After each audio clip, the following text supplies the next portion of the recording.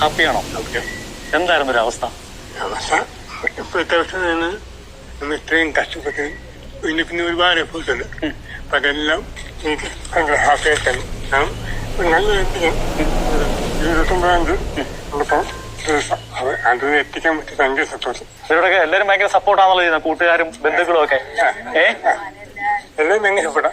എല്ലാവർക്കും എന്നെ പറ്റി കൃത്യമായിട്ട് അറിയാം. അവർക്ക് ഇരിക്കുന്നത് ഞാൻ ഈ ഫീൽഡ് വന്നപ്പോ ആദ്യമൊക്കെ സംശയം ഉണ്ടായിരുന്നു. നമ്മൾ സ്വപ്നം ആദ്യമൊക്കെ ചെയ്തു വന്നപ്പം അവർക്ക് മനസ്സിലായി നമ്മൾ സംവിധായകനാകുമെന്ന്. സെറിബ്രൽ പാൾസി എന്ന് പറഞ്ഞ ഒരു അപൂർവ രോഗമാണ് രാകേഷ് കൃഷ്ണയ്ക്ക് ഉണ്ടായിരുന്നത്. 8 വയസ്സ് വരെ നടക്കത്തും ഇരിക്കത്തും ഒന്നുമില്ല.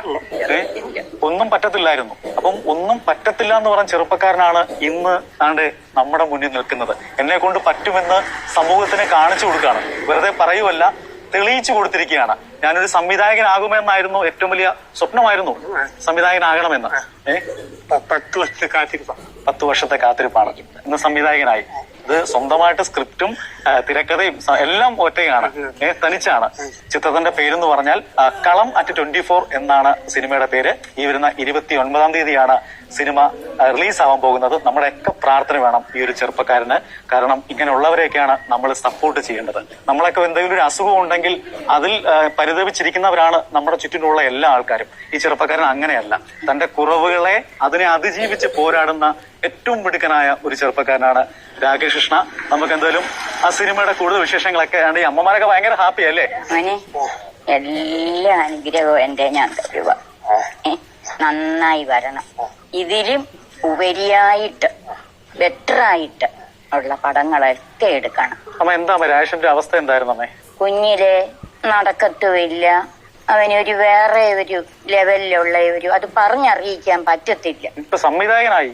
ഇപ്പൊ അതെ, അതിൽ നിന്നും അവന്റെ അമ്മയുടെ കൂടുതലായ പ്രയത്നത്തിന്റെ ഫലമായിട്ട് അത് നമ്മൾ എത്ര പറഞ്ഞാലും മതി വരുത്തില്ല.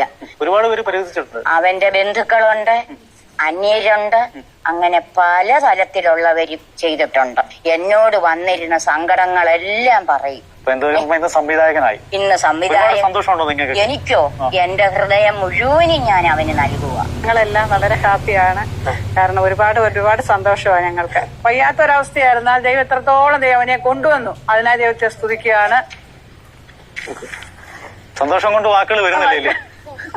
അമ്മയ്ക്കൊന്നും പറയാൻ പറ്റുന്നില്ല. കാരണം സന്തോഷവും സങ്കടവും. സന്തോഷമല്ലയോ? സന്തോഷമുണ്ട്, സങ്കടവുമുണ്ട്.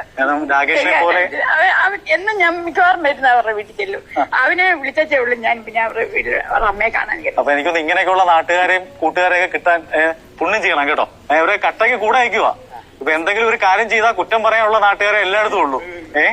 ഇതൊക്കെ കട്ട സപ്പോർട്ടോട് നിൽക്കുക. പിന്നെ എന്താ വേണം? ഇതാണ് രാകേഷ് കൃഷ്ണ.